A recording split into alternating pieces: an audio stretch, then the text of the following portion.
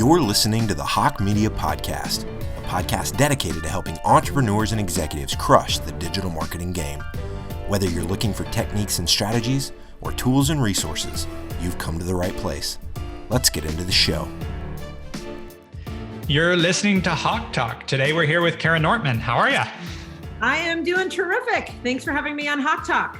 Thank you for being here. So at this point, you've just announced you're going to be bringing a professional women's soccer team to Los Angeles. You also announced yesterday that you're now the managing partner of Upfront Ventures. Is that the right title? Co-managing partner. Co-managing partner. Yes, with Mark Suster, who has been running the firm for some time. And Upfront, I don't know if statistically it's actually true, but basically the most prominent venture fund in Los Angeles. Like you guys, I don't know if it's quite the biggest or it is the biggest. I don't know where the line gets drawn. The largest early stage fund in Southern California and the oldest. So we've been around for nearly 25 years and have a little bit over $2 billion under management. Awesome. And so going to make an assumption. Were you at like 4 years old, like running your own Shark Tank out of your bedroom where you were having people pitch you and deciding where you were going to put your money? Is that how this all started? You had a dream of being a venture capitalist from the beginning? 100% no, absolutely not. And actually, one of the things I've become pretty passionate about is just kind of role modeling the fact that there may not be a role model for your path, and understanding that the origin story is sort of always in the process of being built. So no, I mean, this is going to sound ridiculous, but the first job I remember wanting to have was an anesthesiologist. I wanted to be an anesthesiologist. And awesome. The reason is, there was no one in business in my family. And so take me back. Like, where were you born? What did your parents do? Like, would love to hear that part of it. Yes, I was born actually in North Carolina. And I lived there until I was 2. So I'm still a Duke fan and like grits. And I sometimes, in Two Truths and a Lie, tell people that my full name is Carolina. But now if you ever play with me, you will know that is my lie. It is not Carolina, it is Kara. My dad was doing his residency or his fellowship at Duke. And so my mom was originally from LA. She grew up in Van Nuys. She went to Grant High. I have a big extended family here. So they moved back when I was 2 years old. And then I grew up in the San Fernando Valley. I'm a Valley girl, Erik. And so was your dad what kind of doctor was your dad? So my dad still is a nephrologist, so a kidney doctor and an internist. And my mom was a teacher of the deaf. And then my grandparents, my grandfather was a doctor. My grandmother, who maybe we'll get to, my grandmothers were pretty important figures in my life. One of them was a homemaker, but one of them was one of the first women to get a degree in math and a statistician, and became kind of a world famous demographer. But I would say no one in my family was in business. Everyone was, kind of in a services business. And my dad was a mini entrepreneur. And I definitely saw him, kind of go through ups and downs and leave to start his own practice after he sold it, and was unhappy having sold it. And he's, a 74-year-old doctor at Cedars-Sinai who is still, a mentor, role model along with my mom. But there was no role modeling of business at all in my family. And so at what point did you decide on anesthesiology? When did that come up? It was my dream as a young child. So I'm very close to both my parents. My dad's a bit of a workaholic, which I may resemble, and he would come home from work very late. So he was one of those dads who would drive 3 hours to watch 30 minutes of a soccer game I was playing, but was never home for dinner, and would regularly come home from the hospital at 10 p.m. And so I started asking people, what is a doctor job, which is what I thought I wanted to be, that will get me home early someday? And they said, no office hours, anesthesiology, you just need a lot of Band-Aids. So I ran around telling people that I wanted to be this job, and I was stockpiling Band-Aids, and people thought it was cute. So I probably just went with it. And how old were you? I don't really remember, but I was probably I probably wasn't 4. I was probably 7 or 8. That's awesome. And so were you one of those kids that always had something going on as a child? Like, were you starting businesses, or were you trying to find ways to make money? Was that part of? Yeah, I'm not sure I would say that. I know that's supposed to be the heritage. I mean, and that's the interesting part is if I've learned anything in a few of these, there's no like consistency. Everybody seems to have a different path.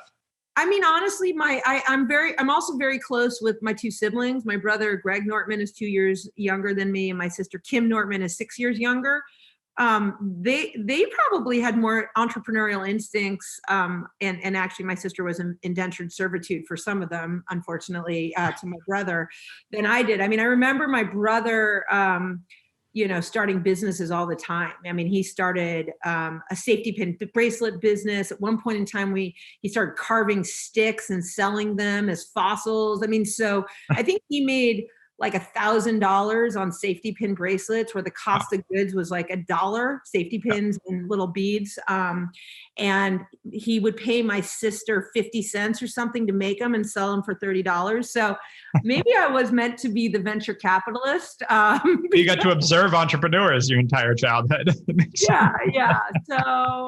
So anyway, I mean, we all ended up in entrepreneurial roles, but I think we probably had different risk profiles and paths to get there.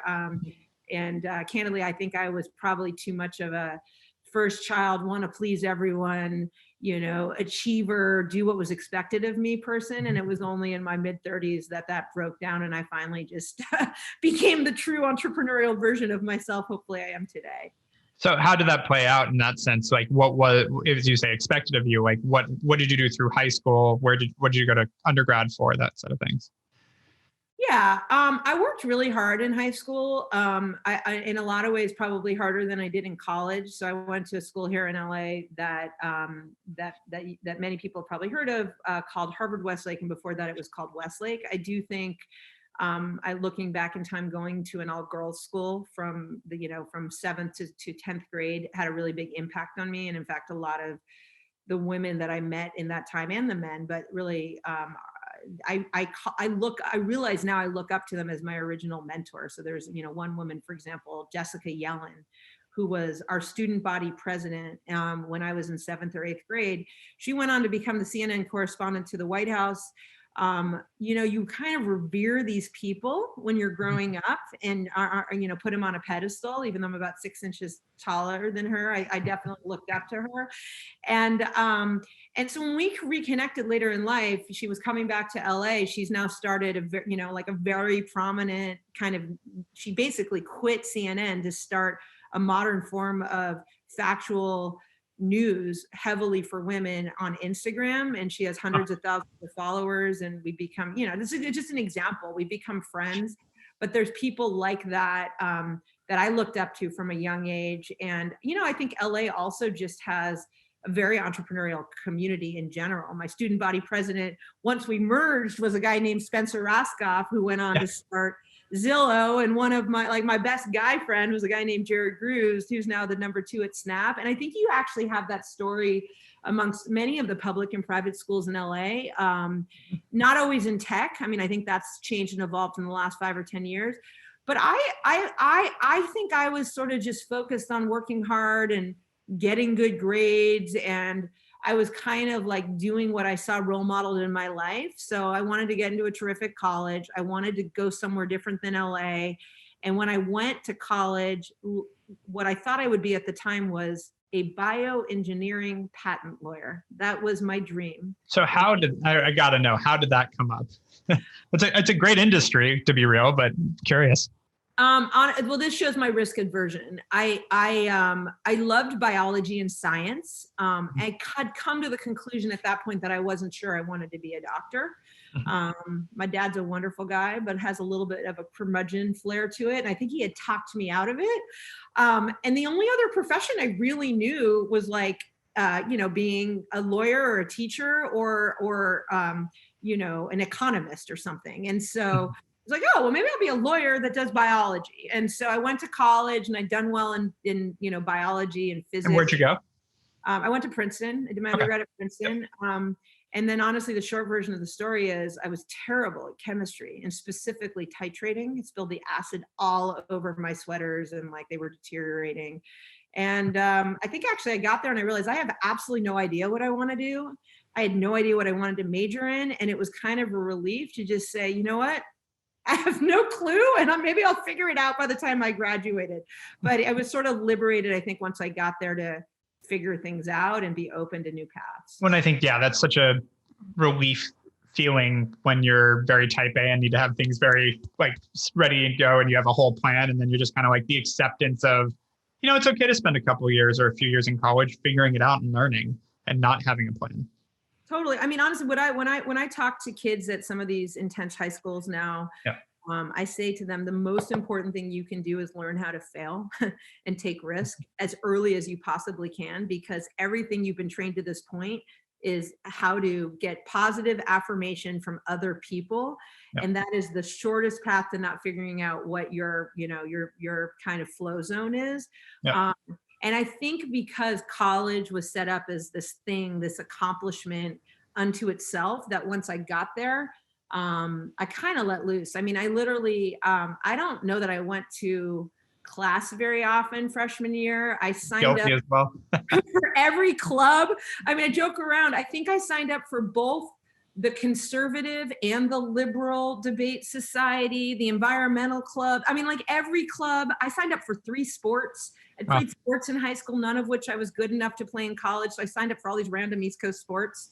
I was on the ski team, the crew team, and the rugby team for rugby. Yes. It turns out I didn't want my nose broken, so that one didn't stick. That's awesome. And so, getting through college, did you feel like you graduated with that sort of decisiveness of like, okay, now I know what I want to do, or did you come out clear, or was it still pretty open? No, I kind of fell into what I did, to be totally honest. Yeah. I mean, I did it with conviction, so I fell with conviction, but I think, being in college at that time, it was the era in which all of these kind of big companies and consulting firms and banking firms would come recruit. Mm-hmm. And I was fortunate the college I went to didn't have any pre-professional majors. So I didn't really understand, for example, the difference between economics and finance. There was not a finance course I could take, right? Everything was theory and, all this stuff, which I now really, really appreciate because it taught me how to think. And it took me away from a specific professional goal. But honestly, my career choice coming out of college was my decision came down to deciding to go work for Morgan Stanley as an analyst. Or Ralph Nader in his nonprofit. It wasn't like Morgan Stanley or, McKinsey or Montgomery Securities, which was the big tech bank at the time. It was like 2 incredibly different things. And in a lot of ways, I'm very happy I made the choice I did because I built some real skills. But I think it reflects kind of the 2 passions, of my life. And to be clear, he wasn't a third-party candidate at the time. He was a consumer protection guy. So just to make sure, I'm very happy to talk about politics, but I just want to be clear about that. I'm not about taking the vote away from main candidates. And so is that which one did you go to, Morgan Stanley or Ralph Nader? Oh, I went to Morgan Stanley. You did? Cool.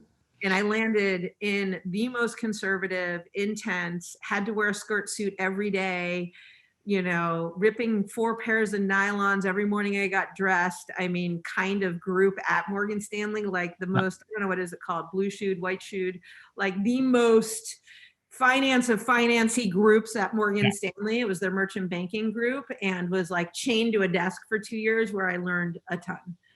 And so was that in New York? That was in New York. Yeah. 6th Avenue and 48th Street, New York City. Nice. There you go. Midtown. And so I'm curious what went through your head where you go from anesthesiologist to doctor in general to, patent attorney on the biomedical side to, okay, I'm going to go into finance. Like I understand that they were recruiting, but I'm sure there was a decision in that part of it. Yeah. I mean, I guess what I would say is I think when I kind of gave up feeling like I needed to have a specific stated professional path, probably around my sophomore year is when I figured that out, when I quit the science track, right? I realized I did not want to do organic chemistry. I didn't have to take it, but every science, including my wife, friend of mine, have told me that that's the worst class for any science major. That's when I thought I was taking a right and I took a left. And so when that happened, I think if I'm honest, and I'm thinking back now, I still thought I would go to law school. And so that was like my comfort safety zone, because I was sort of like, well, I probably should go to grad school. That's a thing my family seems to value. But I'm just getting all of this advice, which seems to make sense, which is like live in the world for a little bit. And I think I had realized that like I really just like lived in this bubble of I'd had lots of jobs. I have a very proud heritage as a scooper at Ben and Jerry's and a shift leader and a bunch of different things like that. But I just felt like I wanted to go out and work a little bit before I did that. And then I have this vivid memory of working in that building, and I forget what floor I was on, but like, let's say it was somewhere between 30 and 45 of being in my office at my desk some nights at crazy hours, 1 or 2 in the morning, and then turning them off to go home and seeing the lights at HawkeTalk, which was a big, prominent New York law firm, still on like a building or 2 over. And I was like, that looks like not like much less fun than even what I'm doing. Yeah. So I think I realized I have a lot of joy and passion and curiosity. Like, why am I going to law school? Even though I really value that education, I didn't get it, but both of my siblings did, and many of my bosses. But I very quickly realized I did not want to be a lawyer. I had a similar thing. I actually took the LSAT and then realized it's same kind of thing. I was like, you know what? I don't, I like the idea of being a lawyer at first. Then I thought a JD MBA would be good, and, the balance and having the background. And then I thought, going to law school for just the background and having that knowledge of logical thinking, et cetera, would be great. And then I realized I was about to sign up to go for 3 years of college for something that I wasn't actually going to use. And so I ended up bowing out of it, but it's the same thing, value it. A lot of my best friends are lawyers. It's super valuable. Super valuable. Both of my siblings are non-practicing lawyers and now entrepreneurs. So some of my best mentors and bosses were all lawyers. I think the flip side is for me, if I had gone into law, I think I have gone on a more and more risk-ophilic path. And I think studying, I probably would have ended up in corporate law, even though I love arguing and debating and should have been a litigator. And, but I think sort of like it, I love the strategic parts of law, but if I spent all of my time writing up documents, looking for the 1% of things that could go wrong, I don't know that would have been good for my psyche. Yeah, that's exactly what I came to. I love to debate and argue, but I don't know that I could run through a contract and think about every logical outcome and try to find that one little word that I need to change. I do it now as a business owner, but having to be responsible for that on a day-to-day basis doesn't sound too fun. Yeah. But we are grateful for our lawyers and our consigliaries. And if there are any founders listening to this, picking a terrific lawyer is probably the single most important thing you do early on, because they will teach you a lot of the business, and less terrific lawyers can get you in trouble, and more terrific lawyers can really change your life. And they allow you to take calculated risk. They're risky. Most lawyers are risk adverse because they know how it all ends up, but you can then at least educate yourself on the potential of how things could end up and then decide what you want to do. So I agree. A good lawyer is really important. And so after 2 years at Morgan Stanley, what happened? Well, so I got myself in some trouble a couple times at Morgan Stanley. First for talking too much, which may not be a surprise to you, Erik. And then second, and probably most importantly, I worked on a lot of different kind of areas there, from mostly telecom. That was like all the tech that was really being done between 1997 and 99. But everything from chemicals to healthcare to I even think I worked on a leveraged buyout of a manure company. That was a highlight for me. Let your imagination run wild. Yeah. And I just found this sort of deep, innate curiosity for learning about the technology businesses. And it was kind of a niche little industry back then. There were, hundreds of thousands, if not millions of people online, as opposed to billions today. Most people were on expensive machines stuck to their desk. I remember going home and for the first time taking my telephone, my landline cord, and plugging it into my computer and realizing that I could work from home in 1998 on the slowest connection ever. And so that was all really interesting to me. And so I got to work on a lot of telecom stuff with a guy named John Ehrenkrantz, who is one of my original mentors. And I've been talking to a lot of him recently. And anyway, he kind of opened up this whole new world for me. And he had come over from the investment banking side, and he gave me a lot of room to run, and he taught me and he mentored me. And honestly, I started being so curious about what I was reading, I started cold calling companies, which was not a thing you did then. I mean, you sat behind the scenes and you worked. I actually got in trouble for cold calling companies, which when I went to my next job is exactly what they wanted me to do. And I started spending more and more time with the people who worked across the floor for me, the venture capital folks. Looking at, software supporting telecom companies. And then I started reading things like Electrical Engineering for Dummies. I mean, like literally stuff, books like that. And then I ended up sort of volunteering myself to go to conferences. And I remember I wrote like a little write-up on DSL and cable modems and what high-speed internet would mean for the world. So it was just clear to me that I had a different level of energy and enthusiasm. And back then, I was working crazy hours, anywhere from 90 to, I mean, it sounds crazy, but I would say 120 hours a week. I was going home to sleep for 2 or 3 hours. I mean, the things you can do in your 20s, which are not healthy. Yeah. And so it is really easy to like be unhappy when you're working like that. And it was very clear to me that I liked part of my job and part of the people I worked with much more than other parts of it. Mm-hmm. And so what did you end up doing about it? Like, if you got in trouble, did you end up getting fired for something, or did you just decide to leave? No, I didn't get fired. You'd be surprised how many people that are at your level now have been fired from several jobs before getting there. I mean, I would say I was like in the toughest financial modeling group, or one of them at Morgan Stanley, and I was pretty good, but I wasn't like my colleague Peter Lee levels of good. And Peter texted me yesterday because I had this big news come out about Upfront, and I will forever say that Peter got me through analyst years. It was like at 1 a.m. when my model couldn't balance, Peter was my savior. No, I didn't get fired. I think what I did honestly was I did all the stuff you were supposed to do as a 23-year-old who was finishing their 2-year program, and I interviewed with all these private equity firms, and then I talked to 2 venture capital firms, the people across the hall from us, Morgan Stanley's venture group, and then Battery Ventures. And I was really, really fortunate that one of the telecom companies that I modeled out and worked on was with one of the investors was the founder of Battery Ventures, which at the time was probably one of the top 10 firms in the world, and really still is. They're one of the consistently best returning funds around, and I really learned the business there. And I'm lucky because this guy John Ehrenkrantz would invite me to sit in board meetings, and that was very rare. And he was like a mentor in a way very few others were at that time. And then Rick Frisbee was someone I just would talk to in the halls, and this, that, and the other. And then one thing led to another. And I think I ended up getting offers from both the venture capital group and Battery. And I knew that if I wanted to do venture, I wanted to do it in a firm that was sort of independent. And then I had the opportunity to join them in either Boston or San Francisco. And for some reason, I chose Boston, even though I'm from LA and had always wanted to live in the Bay Area. But my philosophy was Battery was started in Boston. It was where Rick was and most of the other senior partners. And if I was going to go do it, one, I should do it with all the people who kind of started it and learn from them.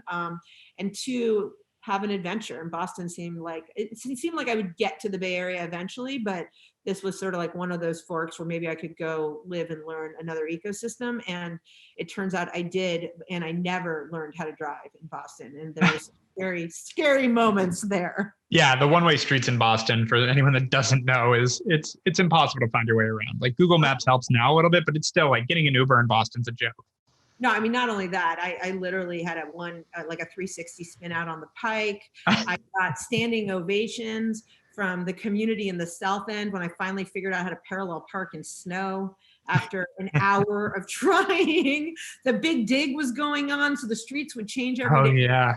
I mean, it was like a real cultural odyssey for also an LA kid who grew up a huge Lakers, Dodgers, Raiders fan, being in the Boston sports culture. So the whole thing was a really fascinating experience. Yeah, that's awesome. And so how long did you spend there? I spent 3 years there. Nice. Like 3 very, hardworking, intense, fascinating years. I joined at the height of the bubble in 99. It imploded in 2000. We had 9/11 in 2001. I was applying to business school right as that was happening. So, I mean, it was like 3 years where I got 10 years of experience. My first board roles, my I mean, everything happened in a very consolidated period where, honestly, I just had some truly incredible mentors who are still like brothers to me. Nice. And so what happened next? How'd you end up leaving that? What made you decide to leave? That was really a personal, like I was, I hit kind of probably the downest moment of my life and career there. I think I was probably actually mildly depressed, without totally acknowledging it to myself. So I didn't have family there. I didn't have many friends there. New York, straight out of school.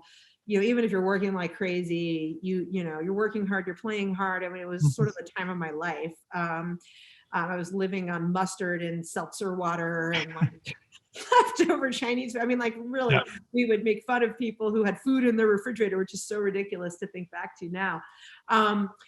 In Boston, I really didn't have a life in a lot of ways. Like I did have a life and I had great, I had friends who were there, but I think I went because I didn't have built-in infrastructure, I went so deep in my work. I worked less hours than I worked at Morgan Stanley, but I still probably was the one at the office at 10 p.m. I got involved in, I think we were supposed to source, and I think I sourced like 5 or 6 investments that were made in my first year. And Battery would take you to all the board meetings. And I was going to board meetings everywhere from Atlanta to Amsterdam. So it was a great experience, but I just, I really had, I think I was really needing more personal life. And so I decided I needed to take a break and take stock and figure, I mean, honestly, like, stuff I don't usually talk about on podcasts, but I think it's good to do it now. I had a mild intervention, or a real intervention by my parents who kind of forced me to go talk to someone. And I realized there was probably more to life than just working around the clock. And I loved Battery, but I was not in love with the decisions I was making in my personal life. And so that was one. I think 2, I probably had a little bit of, imposter syndrome, or a lot of imposter syndrome. And I didn't learn, I learned how to think in college, and I think I built my character, but all the skills I learned, the finance skills, et cetera, I learned on the job. And so this idea of like going and making sure, like going for the right reasons, learning the trade, but also, maybe the stamp of approval of as one of the few women in the industry, that was a thing I desired to do. And then, the final thing I'd say is, because I was offered a promotion and I was offered to stay. And in many ways, I think my mentors, they were very split on whether I should go or stay. And they obviously ultimately wrote my recommendations and were very supportive. But there was one partner in the West Coast office who took me out and said to me, he said, Kara, think about it this way. You have a long life. You're hard charging. You're going to come back to things. If you walk away from 2 years of grad school at this stage of your life, and I was 26 when I entered, with 2 new lifelong friends, will it have been worth it? And if the answer to that is yes, then everything else is upside. And so I was like, what the answer to that is definitely yes. And it's changed my life. It changed my life in so many ways, including I met my husband at my roommate from business school's wedding. And I mean, that's the best thing that has happened to me in my life. And I think makes all the work stuff work and in balance with the things that make it work. So, anyway, I'm happy I'm the person who is usually talking young people out of going to business school because I'm a self-hater of my own background, but it was truly terrific. And, I think it's kind of like the people that are super anti-undergrad too. You've got even Gary V's now kind of jumped on board with the, don't go to college, and you've got Peter Thiel paying people not to go to college. Like, I think it's like everything else. It's not one size fits all. Like, some people are going to get a lot out of undergrad. Some people aren't. Some people are going to get a lot out of grad school. Some aren't. And it's figuring out your own path and jumping in, I think, is totally fine. I have this philosophy that if you're, that you can only get so much out of any one phase of your education, and there's time for you're more or less motivated socially to learn, et cetera. And you just have to allow yourself to be burned out and not do certain things in the right way. I probably got more out of, I don't know. I got a lot out of all the different educational environments I had in really different ways. But I would say I actually truly, I think, figured out what intrinsic motivation looks like in business school. more than I learned a specific thing. Like Stanford had no grades. And it was the first time in my life I was somewhere where we had a norm around you could not disclose your grades. You were shamed if you did.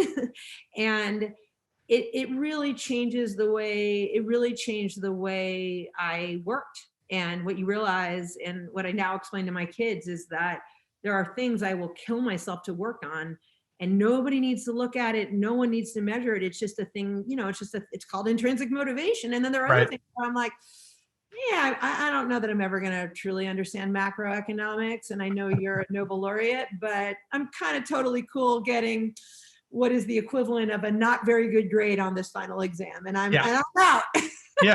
Yeah. No, and that balance is super important too. And as you said, like the social aspects too, like we've talked about some of the connections you made at Stanford, even our mutual connections, my wife's boss, like the people that are your friends with. The network is so valuable too, that if it does make sense, like for me, I never went to get my MBA because I had a path that I was following that I never had a break in, that I wanted to go do that. But it could have easily happened the other way. I even got to a point where I bought the GMAT book and started studying because I was that close to doing it. And for people that do it, I've watched friends, et cetera, that have like bought themselves a little time to think through what they want to do next and then come out. You can either take a break and get sort of a mediocre job while you try to figure out what you want to do, or you can go increase your education, increase your validity in the market, and do something really interesting. Totally. And I think, look, like we both have to say up front that the consideration of taking on debt is a real one, and a very practical one that everyone should think about. And it's one of the things I invest around is how do you remove the burden of student debt. I still have student debt from Stanford somewhere that I haven't paid off, primarily because I'm administratively challenged, but also as a reminder, it's just a reminder, honestly, of the pride I have for I think I'm down to the last 10 or 20%, and Battery helped me pay off some of it, which was really kind, but it wasn't an insignificant sum of money. It was a lot of money back then. So that was something I really took seriously. But I sort of think, aside from that, life's about relationships and bursts of energy and figuring out who the hell you are. Yep. And so if you think about it that way, I think things like, the way you develop socially and the people you carry forward are the most important things that come out of all of these times. And so for what it's worth, I don't agree with Peter Thiel and Gary Vee. I agree that there's not a one size fits all. I agree that we need to change as a society and not put the social proof we do in credentials and look at a different way of understanding skilling and the like. But I also think it's important to look at all of it as nuance and all of us as full human beings in the context of what we can afford.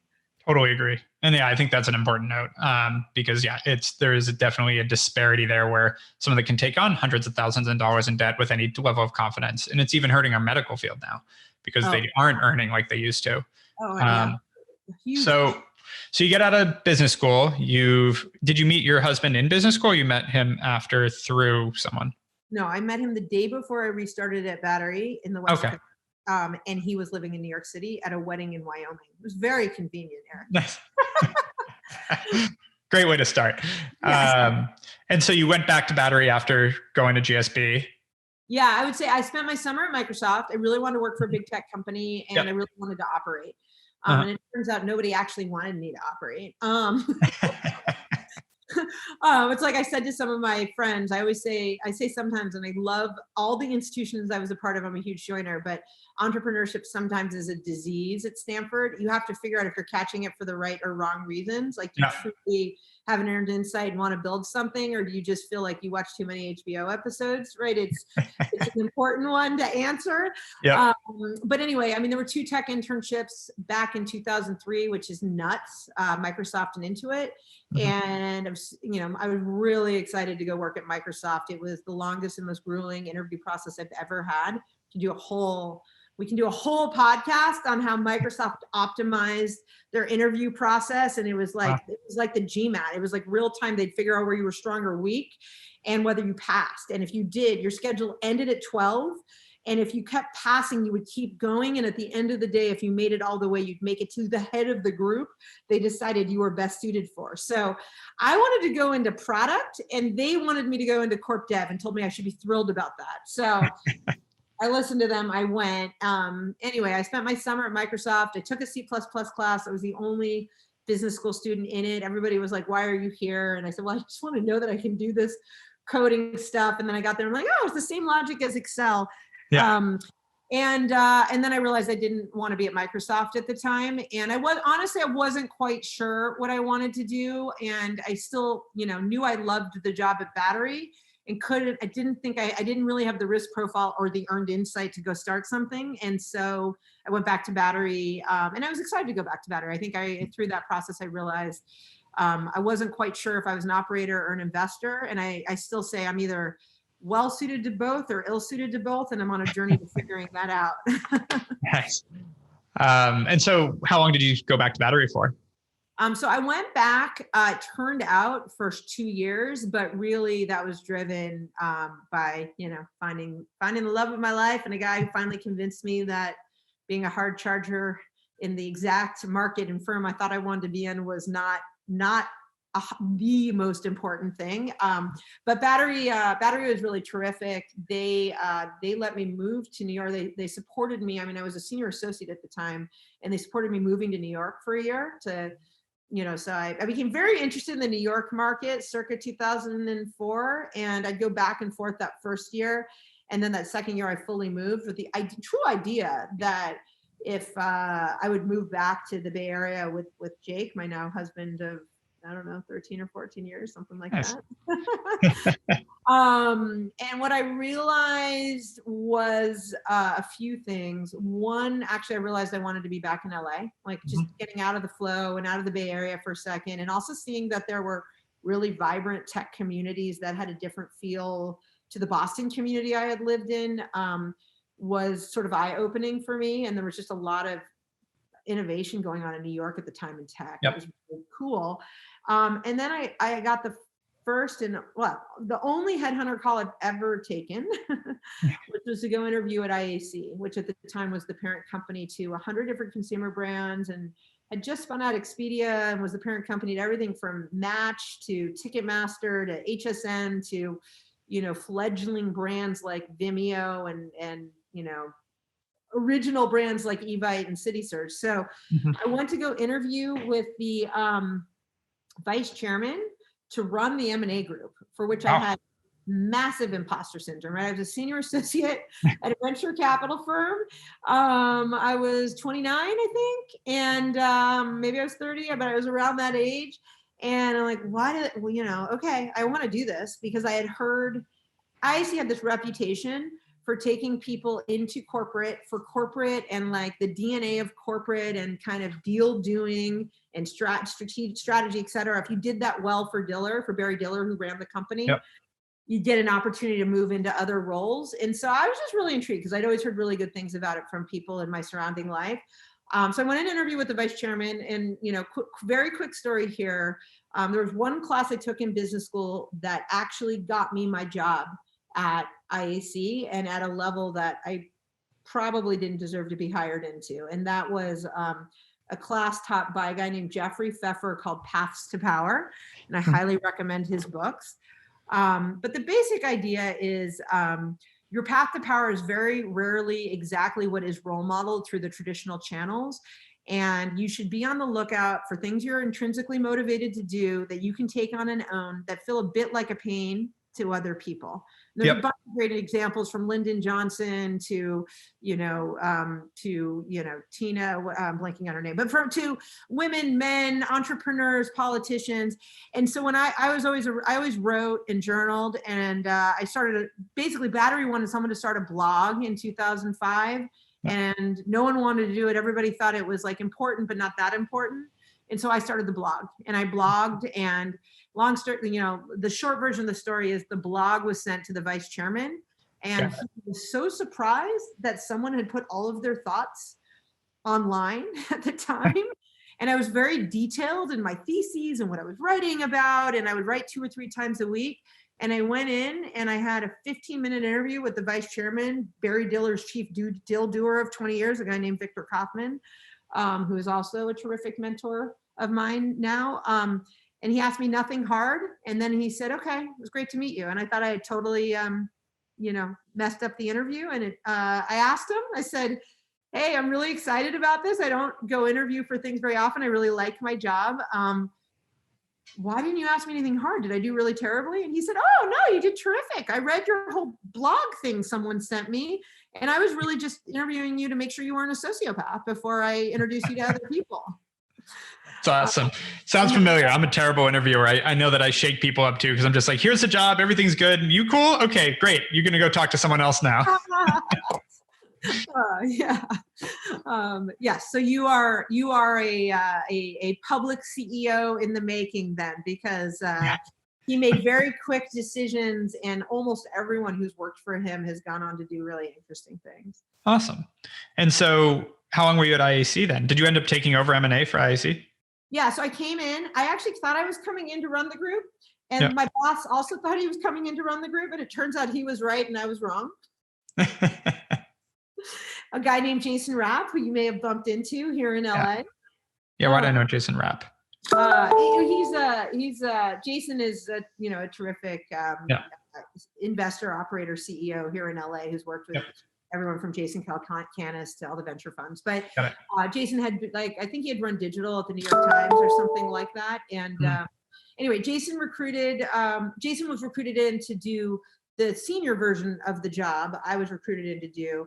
And we had this very awkward lunch where he thought he was interviewing me, and I thought we were partners.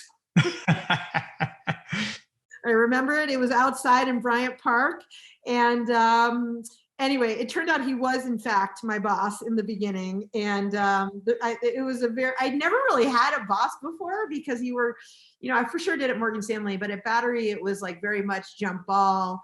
You go do things, you hunt, you bring them in, you work on them, and you figure out the problem you want to work at. So anyway, I came into IAC. I spent 7 years there. I spent half the time in M&A under Jason initially, and then co-heading the group with Joey Levin, who now is the CEO of IAC and a terrific friend and collaborator who I love working with. And then I left. Then I left and moved into an operating role. I moved back to LA when I was 19 weeks pregnant with my now 12-year-old daughter. We moved in with my parents. That's a whole other story. We quickly moved out. They are great parents, but you are not meant to live with your parents when you're pregnant. Yeah, probably not. It was really helpful adjustment from New York City, where we didn't know how to cook or do dry cleaning. But, New York City was almost like living in an Uber world before Uber existed. Yep. And anyway, I moved out here in the M&A role. So similarly, Victor Kaufman was very supportive of me moving out here, even though the entire corporate infrastructure was in New York, and kind of with an eye to would there be a fit in one of our LA businesses to move into an operating role? Because that's really what I wanted to do. I always say at IAC, if you're in M&A, if you're there, 18 months or less, things probably didn't work out.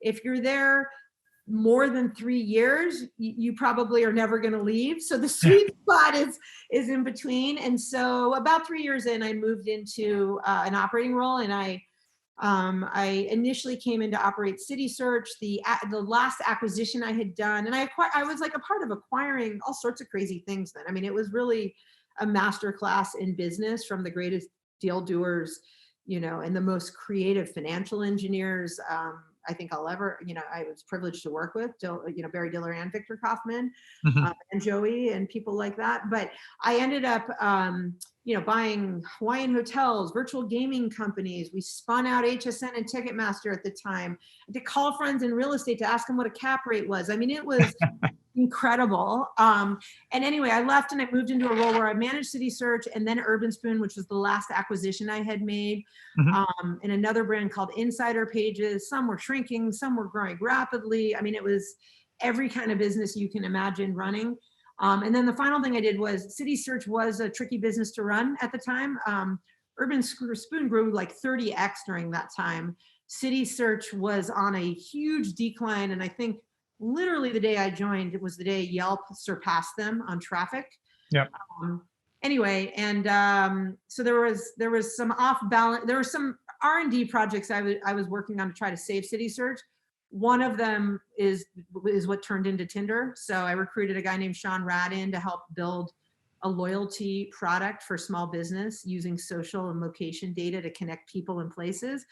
And, Sean was this, kind of terrific young founder that my now partner, Mark, and another one of my close friends in LA, Dana Settle, had backed in their last business. And, in a hackathon, he came to me and said, I want to use all our back end technology instead of connecting people and places to connect people and people. And honestly, it's a very crazy story that we've never really fully told. But, that was when Tinder started. And at a time when Match and corporate were incubating, everyone at IAC was trying to figure out what mobile dating would look like. And honestly, I just think a great example of how LA thinkers and creators can sometimes reinvent an industry from the most unexpected places. I don't know if you know this, but that's how I met my wife, was on Tinder. I didn't know that. Yeah, 7 years ago now, just about. Oh my gosh, that's amazing. Yeah, so that's awesome. Well, you have Sean. Thank you.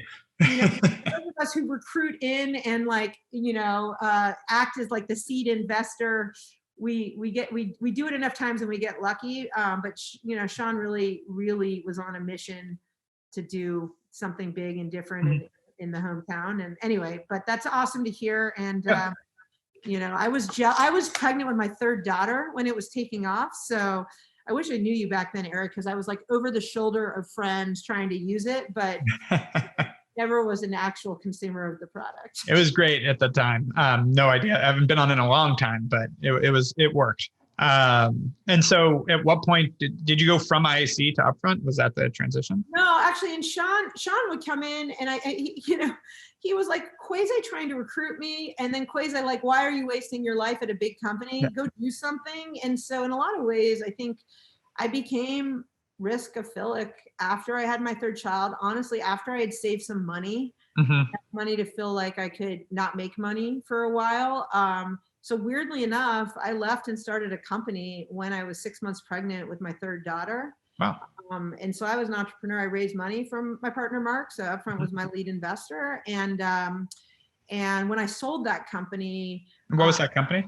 The company was called Moonfry.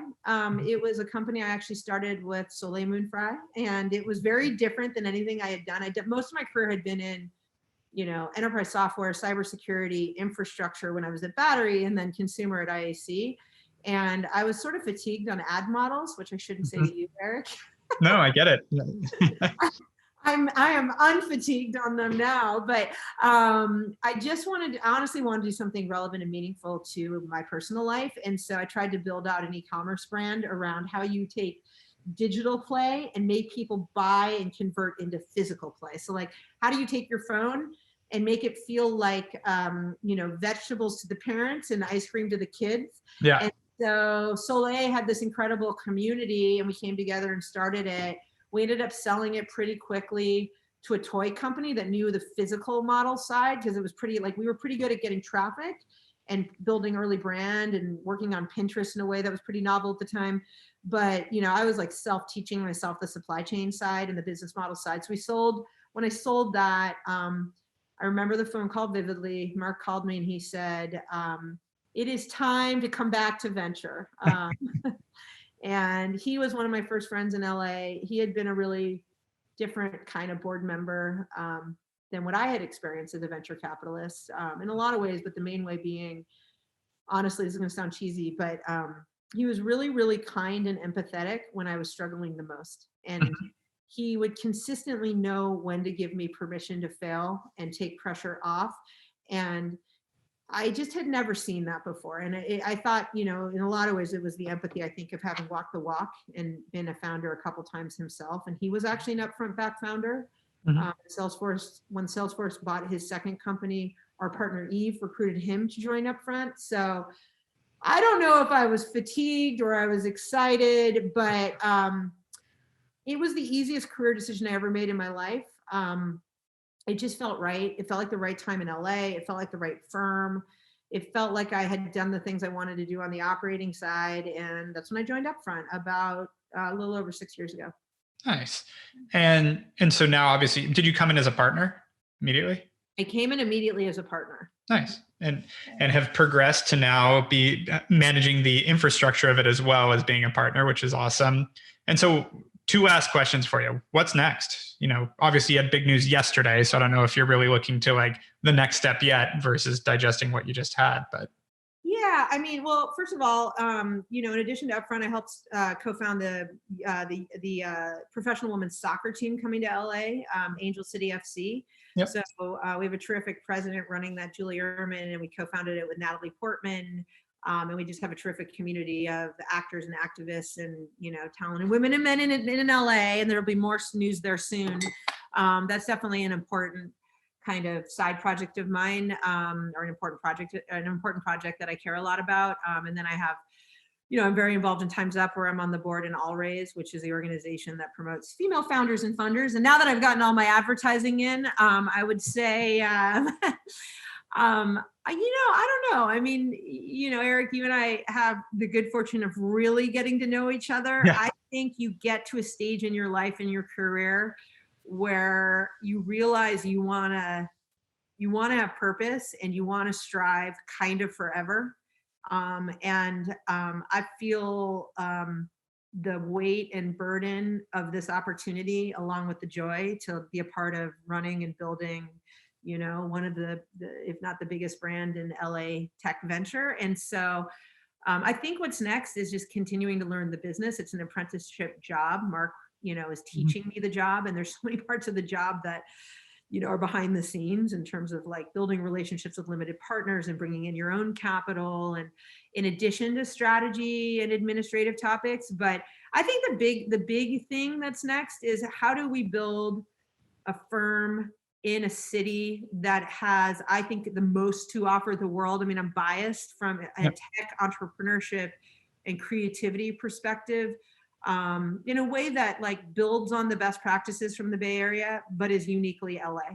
And that is like the diversity of our partnership, women, people of color, tapping into different communities, supporting different kinds of ideas, having a lot of pride in homegrown entrepreneurs, but also still investing nationally and internationally. So you bring that perspective in, and kind of like building a firm that represents the world we all want to live in. Like, we have all the values and the team to go do that. And so in a lot of ways, it is like building a company, with a lot of humility for continuing to learn the business. But I think it is working together as a team and a unit with my partners, Greg and Kobe and Aditi and Kevin and, Eve, to like figure out how we bring the best of all of our different backgrounds together, with a lot of pride for doing it in this hometown in a way that maybe feels a little bit different and generates the returns that allows us to show that slightly different models are possible.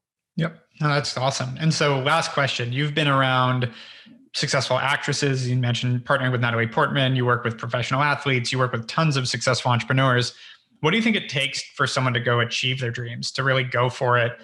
You've hit your industry at the highest level. You're surrounded by people that do the same. What do you think it really takes, or what would be advice to someone that really wants to succeed, not just in business, but in life? Yeah. I mean, first of all, there's two really important books I'd suggest to everyone. They're written a bit for women, but a number of men have told me that they find them powerful. One is Glennon Doyle's Untamed. Yep. And the other is Abby Wambach's Wolfpack. Both have been really instructive to me. So one is, I just think it's a journey to figure out what like your true personal North Star is, and to realize that the world in which we live in, we are role modeling ourselves off of people we see in the world. And it's the very first time that any one of us is living our life. And so you take those inputs to figure out what you want to do, but to really, really figure out what your North Star is. Why do you want to accomplish it? And I think for me, that took a very, very long time, not to want to build somebody else's company or somebody else's firm or get an A, but like really figure out where find flow and joy. I think the second thing is just looking for earned insights in the world. I think if you're really smart and creative and talented and can sell, you can sometimes sell yourself on being and wanting to do something, or other people wanting you to do it. And I really always ask myself, like, do I believe that because somebody told me that and I'm supposed to repeat back why it's good or bad to take a SPAC right now? Or like, what do I actually think? Yeah. And do I have an earned insight? And if I don't have an earned insight and I want it, like, how would I get it? And so I think we've all gotten really good at sounding smart and digesting information, but I think there's like a little bit of a quest to knowledge. Yep. And what you really truly believe in and why, and help yourself understand if you're believing it for the right reasons or not. And then I think it's just try and fail. I do think you need to take inputs from the world. I think there are a lot of talented people who kind of exist in jobs that don't make them totally happy, or in startup ideas that aren't totally working, where you are coached to be resilient. Sometimes the best thing you can do is just fail and move on, and sometimes you can think you want to be thing X, and on the 6th time, you got to really ask yourself, why do I want to be thing X? And is it my ego that's moving me to X? Or is it like a true innate, set of enough skills and passion to do it? And I think that's, taking inputs from the world, and also like following your instinct, finding the right balance there and making decisions for yourself is a really important part of figuring this all out. Well, couldn't have said it better. Thank you, Kara, for being on HawkeTalk, and I'm sure we will talk soon. Appreciate it. Thank you, Erik, for being HawkeTalk and everything that you do for this community. I am really happy I could be here. Thank you. Talk to you soon. You've been listening to the Hawke Media Podcast. To ensure that you never miss an episode, make sure to subscribe to the show on iTunes or your favorite podcast player. Thank you so much for listening. Until next time.